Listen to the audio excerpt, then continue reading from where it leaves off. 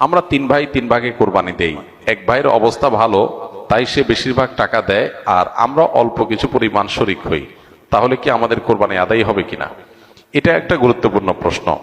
কোরবানি দেওয়ার ক্ষেত্রে বিশেষ করে যখন ভাই ব্রাদাররা মিলে কোরবানি দেন, তখন এরকম পরিস্থিতি তৈরি হয়। একটা গরুর দাম ধরেন 70,000 টাকা, তো এক ভাই তার উপার্জন অনেক কম, সেজন্য সে 5,000 টাকা দিচ্ছে,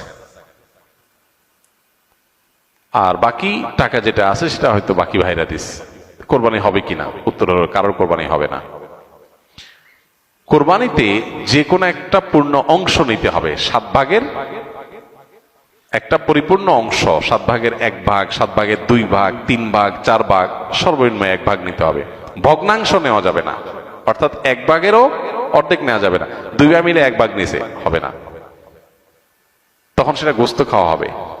পশু জবাই হয়ে গেছে সহি পদ্ধতিতে, গোস্ত খাওয়া হবে, কিন্তু কোরবানি হবে না। কোরবানি বিশুদ্ধ হইতে হলে প্রত্যেককে পূর্ণাঙ্গ একটা ভাগ নিতে হবে। হ্যাঁ, এখন এমন হতে পারে যে এক ভাইকে আল্লাহ আর্থিক সচ্ছলতা দিয়েছেন, বাকিদেরকে দেন নাই, তো কি হবে? তখন সচ্ছল যিনি, তিনি তার পক্ষ থেকে কোরবানি দিয়ে বাকি সবাইকে সবার পক্ষ থেকে দিবেন, যে ঠিক আছে তোমার পক্ষ থেকে একটা শেয়ার, তুমি টাকা দিলা না, আমি তোমারটা দিয়ে দিলাম, এটা হতে পারে।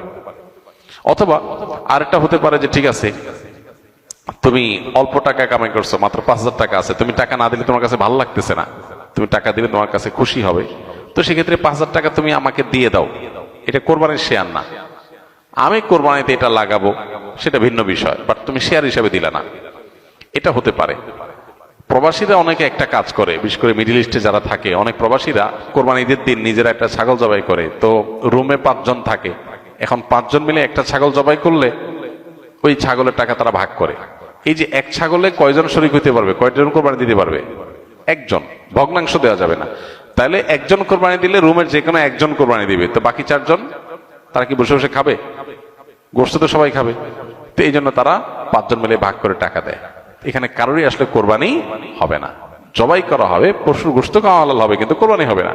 যদি কোরবানি হতে হয় তাহলে এমন করা যেতে পারে, 5 জন মিলে টাকা দিল একজনকে, দিয়া বললো ভাই আপনি মুরব্বী মানুষ, বড় মানুষ, বা আপনি যে কোনো কারণে আমাদের থেকে ভিন্নতর, তো এই টাকাটা আমরা সবাই তুলে আপনাকে দিলাম, কোরবানিটা আপনার তরফ থেকে আপনি দেন। সবটা একজনের হলো, গোস্তটা সবাই খাইলো। বা এই বছর আপনার তরফ থেকে হলো, পরের বছর আমরা আবার সবাই টাকা পয়সা দিলাম, ভাই আরেকজন হলো, টাকা আপনাকে দিয়ে দিলাম আপনার তরফ থেকে হোক, কোরবানিটা একজনের হবে। ঠিক একইভাবে গরুতে ভগ্নাংশ, এটার ভাগ এভাবে আপনার শরিক হওয়া যাবে না, পূর্ণাঙ্গ একটা অংশের শরিক হতে হবে, তারপরে কোরবানি বিশুদ্ধ হবে।